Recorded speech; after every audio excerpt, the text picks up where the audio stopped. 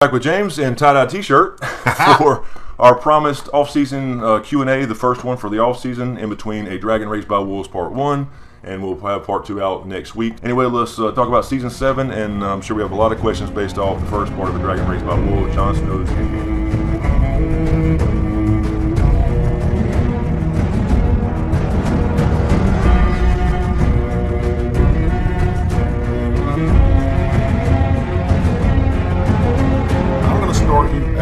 With a question from Andy B. Andy B says, also, your theory about Varys sounds right. Maybe that's why he shaves his head, because his hair is like Dany's and he is a Targaryen. That would explain his loyalty to her. How old is Varys, and where was he when Robert's rebellion happened? Maybe he is Aegon, Rhaegar's and Elias' son, if he escaped. Yeah, no, he's too old to be Aegon. He was actually around when Aerys was there. He was on the council still. He was? Right, Okay. with Aerys. So he's been around for quite a while, and yeah, I do think the shaved head thing is a little nod to Dunk and Egg, like I've said before. In the books, he's supporting Aegon, and we don't know if he's a Targaryen or a Blackfire, but, you know, Varys may or may not know him in Illyrio as far as his true heritage. Either way, he does have Illyrian blood. He does have the look of a Targaryen as far as the silver blonde hair and the purple eyes, but he hides it. You know, he hides it with hair dye, so he has purple hair. And the whole Varys thing has always been odd because there's not many bald people in the story. Right. And it reminds you of Dunk and Egg when you hear about that, how young Aegon shaved his head to hide his lineage. So I think there's something up with that, and that's the reason why he's for a Targaryen restoration. I do too. I really do. So I believe so. I think we'll get that reveal at some point. You would think we'll maybe get a conversation with him and Dany at some point. Maybe he'll. But he does have this whole backstory too, so it may not be. You know, I don't know. He has this backstory that he was born over poor as a slave basically, and came up as an actor. Came up and got sold and got his parts cut off and came up as an actor and learned that, you know, information was more valuable than anything else. So he does have this backstory. So we'll see how true it is. But there's something up with him. I agree. Okay, next question from Andrew Van Fossen. Andrew says, Q&A, somewhat related to Jon and his future, since Melisandre is probably going to play a role in helping him in the end. Was there any point to her age reveal in the first episode of the season? How will her being 400 years old impact anything? As always, awesome vids.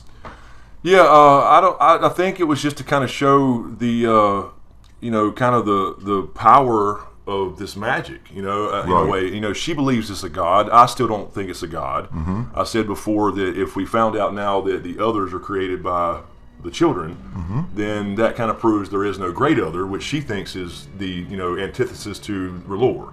Okay. So if there's no great other, then you have to kind of assume by logic that there is no R'hllor. And it's just, magic being labeled that particular religion. Mm-hmm. So the question really is, how is she seeing things in the flames? Is it just some kind of magical power she's learned, like somebody become a wizard, like Sam may end up becoming a wizard? I think people can learn magic in general. The Maesters always have. But she's pretty damn powerful. I agree. And she's more powerful at the wall, she says. So she, and I would imagine that being around dragons would be the same kind of effect on her. Let's see, if you could quickly tell me, if she's 400 years old, what are the things she's lived through? We don't know exactly when she came to Westeros. Okay. But, I mean, if she came recently, when she just showed up when Stannis was there, right? So I don't think she's been here too long. Although there were red priests and priestess already over here trying to spread that religion. Thoros Amir, for example, was in King's Landing before. Okay. So we don't really know exactly how long she's been here. It doesn't seem like it's been too long. But she was there around before Aegon. She was around before the conquest. Wow. If she's that old. If she's that old. Yeah, I've always said about 200. I've always thought around 200, but they seem to imply it's a little longer. So, yeah, but if she is that old, it's definitely been before Aegon's conquest, because that was 300 years before the story started. And did it end with her riding off on a horse? Yeah, and the shows Jon sent her away. We haven't got that far in the book, so we don't know. So I think what she's going to do now, if I had to take a guess at this point, without any season 7 filming information or whatever. That's kind of where I'm going. I'm just kind of throwing stories in. Part of the question was kind of what she's going to do to help Jon, right? But I don't know that she will. I mean, I think she still will in some way indirectly, but I think she's going to be the one to inform Arya of Jon and everybody up in the north, because she's heading towards the South, and we know that the Brotherhood Without Banners is there. Arya's back there in the Riverlands now, and they will meet again. She's already told us that in season 3, I think it was. Yeah, when they took Gendry, Melisandre saw Arya and said, "There's a darkness in you," and grabbed her, grabbed her chin, so we will meet again. So she is on her list, though. So I'm not sure she's going to live to help Jon. But she may. I had this idea the other day. I was thinking about this. I had this idea that she's on the list, and she runs into Arya. Arya kills her, but in her dying breath, she says something about Jon Snow. And lets Arya know there's something more important going on. But I don't know. I don't know. We'll see. That's just a guess, completely off the top of my head when I was thinking about it the other day. Wow.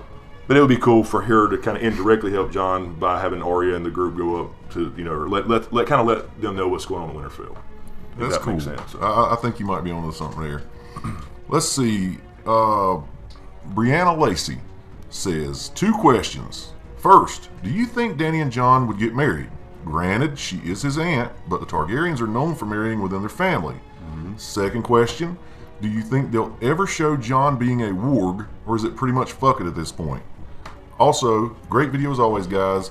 I need these videos to get through this huge gap we have until next season. Right. Thank you. And yeah, we have a longer gap because it's going to be another 12 months before we see a new episode now. Because that stinks. That's so ironic that they can't film because winter has not come.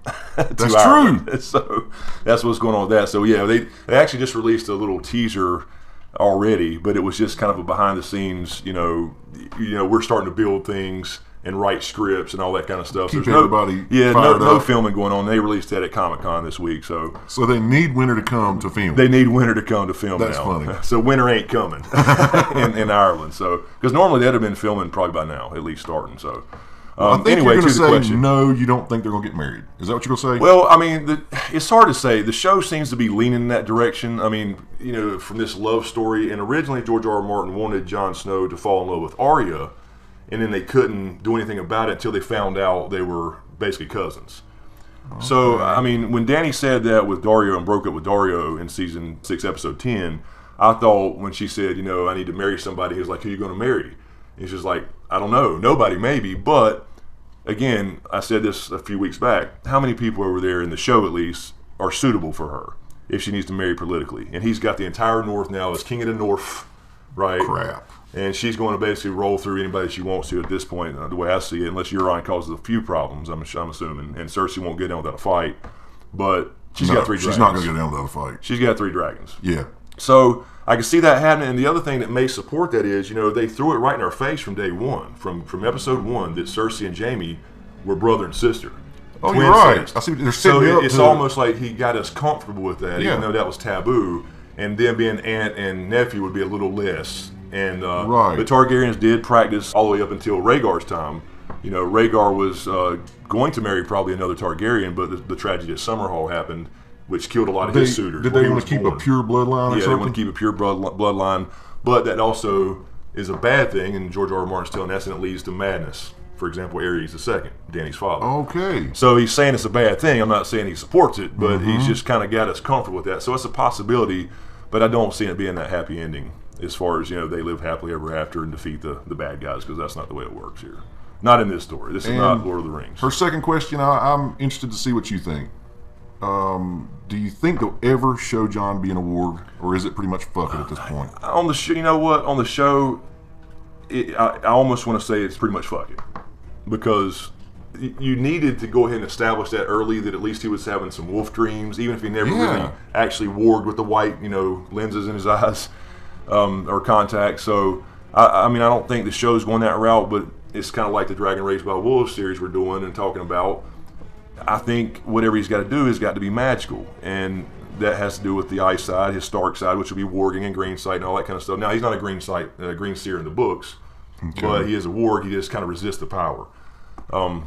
So it looks like the show is just not going to do it. I don't know. So I hope they do, or maybe they save us for a surprise, and maybe he unlocks that in the show since he's come back from death. I don't know. So it's possible. Varamir Six-Skinned, which was a skin changer beyond the wall, when he meets Jon and him, he says he can sense it. He's like, he's very powerful. He just resists the power. So, so in the book's completely different story. The show, I just don't. I mean, we should have already saw Jon and Arya warging, but we just haven't. They're leaving that to Bran to kind of make him, I guess, to differentiate Bran with the rest of the Starks or something like that. So I don't see it in the show, honestly, at this point, unless again they do something after death. Well, this next question, doesn't make a lot of sense to me. Okay. So make it make sense to me. Okay. All right. This is from Eliza Banks, or Alyssa Banks. Hello, Chris. So many fans, I hope my question is answered. Ding, ding, ding, ding. As for the prophecies of Dany's 3 treasons, has she experienced them yet? If so, when? If not, how? And what of her 3 mounts and fires? I appreciate your clear and concise commentary. Yeah, I mean that's the whole book thing that's not even been explored in the show at all. I That's mean, why it's confusing. Yeah, it's a prophecy that she has in the books, and they haven't even touched on that in the show. Everything they did in the show was different. You had a little bit of Quaithe in the show and a little bit of the House of the Undying, but those visions wasn't even close. So the 3 fires, for example, one might have been one for love and life, and you have talked about that. Yeah, we've talked about a few of those things. So, for example, the one for love might have been Drogo's funeral pyre, the fire, and then the one for death might have been the one where she just killed the cows. When she dumped over those cauldrons or whatever, the fires. Yep, and she walked out and burned again. So and then there's probably another one to come for love, right? I'm with you on that. So, and then you had the treasons. One might have been Jorah when he sold her out for gold, because they didn't. Because if they were going to do it in the show that way, they would specifically mention those prophecies, and then you could sit there and put them together. They would hint at which ones they were. Okay, I guess you could say. And it's hard to say for the show. 3 mounts. Yeah, there's 3 mounts, and one would have been it could have been a lover. A mount would have been Drogon. I'm sure is one. Yeah, and then it could be definitely Drogon and Khal Drogo. Probably the first 2. Okay, if that makes sense. Yeah. So I'm sure the last 3, the fire and the other betrayal and the other mount will probably come in the future. Awesome. In the show and books, obviously, but I mean the show is just hard to say if they're even using that at all. Okay, this one's going to be a first. I get to answer a question. Oh. We both do. Okay. All right. This is from Everdawn. I know your name, Everdawn, and thanks for watching our videos. Q&A. Not sure when your Q&A is coming out, so I might be too late for this, but my question is, what would you, Chris, and you, James, like to see come out of the Winterfell crypts? You go first. I will. James is going to answer his first question. I know. I'm excited. Okay, me personally, and I think mine's pretty far-fetched. I want the White Walker Queen Bee to be down there. I do. Yeah, I think that'd be cool. I mean, I don't think it's going to happen. I don't either. I mean, but just for me, based on all the stuff we've talked about, and we're trying to figure out. Yeah. It's nerve-wracking. How about you? I don't know. I would like to see that. I think it would be a cool twist because, we're not giving that story for no reason. There's something to that story as far as Jon's endgame, right? And we're going to go more into that in the parts 2, 3, and 4. But I think it would be cool to see dragon eggs. We talked about the Vermax thing. It would tie it back to the Dance of Dragons when Vermax. That's when he flew up there, you said? Yeah. He flew up there and tried to get the support of the Blacks from the Starks. And, Vermax supposedly could have laid eggs underneath the crypts. And that's kind of wouldn't it make sense for Jon's Targaryen side to be calling out to him, and there's speculation there could be a tomb made for him, that's got Targaryen on it or something. Other things of Rhaegar's would be cool. People have speculated that his harp's down there because it was known that he was a singer, or perhaps his armor, something relating to Rhaegar and the Targaryens that's calling to Jon. And I think it is something to that effect. I mean, in the show, we got the reveal through Bran. Yes. And we may get that in the books, but we also may get it in a completely different way in the books because he's being called by something related to Targaryens and dragons, etc. So I think it would be cool for that to be revealed for the books. For him to at least be called to something, and then maybe it's explained through Bran or something. So anything Targaryen related down there would be cool to me. Okay, next question comes from Paul O. Gorman. Q&A, do you think Dawn is Lightbringer? If not, where do you think it might be? Short answer, no. I don't think there is a Lightbringer. I don't think there's a literal sword that's, a flame. And I think basically the story tells us how Valyrian steel was made.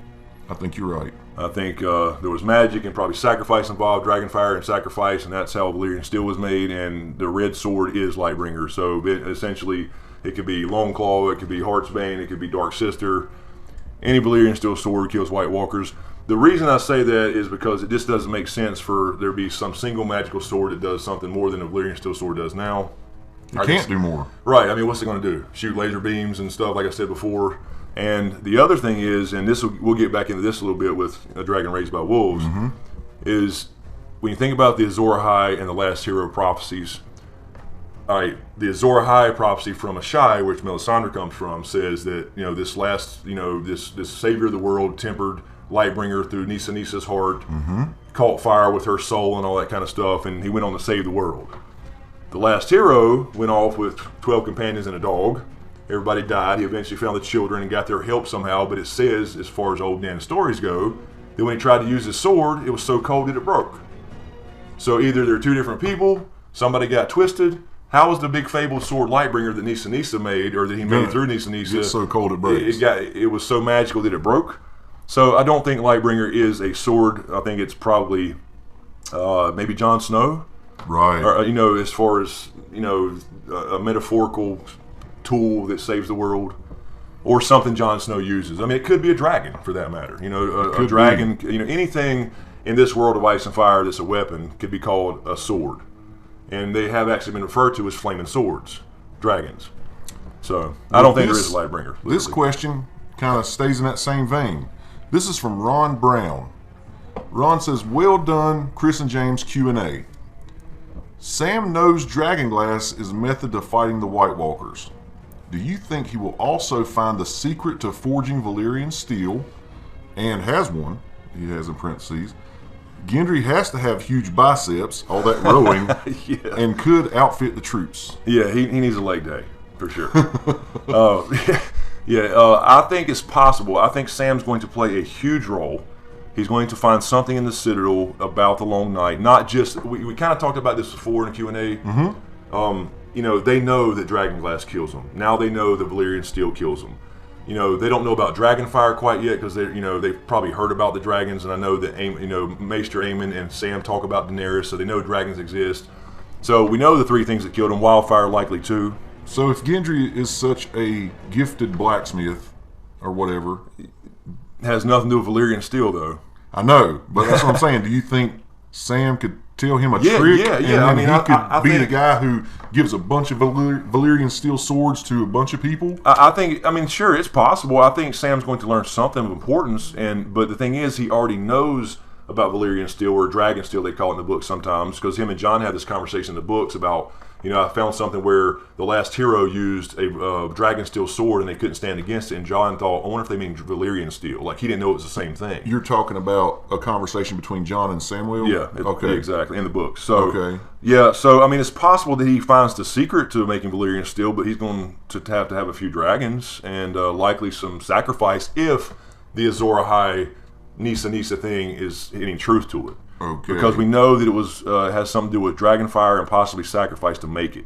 Because once it's forged and tempered or however it was, then it's never sharp, it never goes dull. It's got magical properties. Obviously, it kills the others. So it's possible. It's possible. You might think I'm dumb for saying this, but why not just make a bunch of Valyrian steel arrowheads and have archers wipe out all of them? Well, see, that's the thing. Dragonglass works. And there's shit tons of that at Dragonstone. Yeah. So, and I think, as a matter of fact, Stannis has already sent people to go mine it on Dragonstone. Okay. It's a volcanic area. Okay. And there's other volcanic areas in Westeros as well. People are unaware of. People think about, the 14 flames where Valyria blew up in Essos. But the Children of the Forest always used it. They had it up north and south and everywhere. So they have caches of it, and it's going to be mined. And they used to supply the Night's Watch with it. I'd rather hit them with it from a distance than have to get close to those scary bastards. Absolutely. And so that's what you would think. And so if they can't for some reason mine enough of that stuff and whatever, they have big dragons that's coming. Of course, that's the key, right? Is getting Dany involved, right? Which is the next step, I think, for Jon. But here, again, you might think I'm dumb. I know. It's complicated. It's a complicated story. What if these dragons are like snakes, man, and they slow down when it gets cold, man? I don't know. The only thing I can say about that would be that we do know in history that Targaryens rode around on dragons like horses. There was a Targaryen queen named Alysanne who visited the Night's Watch. Are you serious? On her dragon. So she went to the wall. That kind of wipes out what I was thinking. Now, that wasn't the Lands of Always Winter cold. Right, but still, it's cold as hell. It might have been during the summer, though. It might have been a little warmer. We don't know. Okay. But she did go and visit, and she actually gave them the gift, the land that's right below the wall. That's why it's called the gift. So Queen Alysanne was so impressed with the Night's Watch, it was said that she gave the gift to the Night's Watch so they could use that for farming and stuff like, and to sustain themselves. So that's as far as we know is how So a dragon has been to the wall. A dragon has been to the wall. And of course, you got the whole ice dragon thing that I don't think is going to happen. I don't think they're going to be in our story. And the only reason I say that is because he has a separate book called The Ice Dragon. And he said, I believe it's not in the same world, but it could be. And there's, legends of ice dragons in this world. And a lot of people think there's one in the wall or something like that, but I don't think there's going to be, because George R. R. Martin originally didn't want fire dragons in the story. It had to be talked into. So really, I don't think we're going to see an ice dragon. It would make sense, though, because John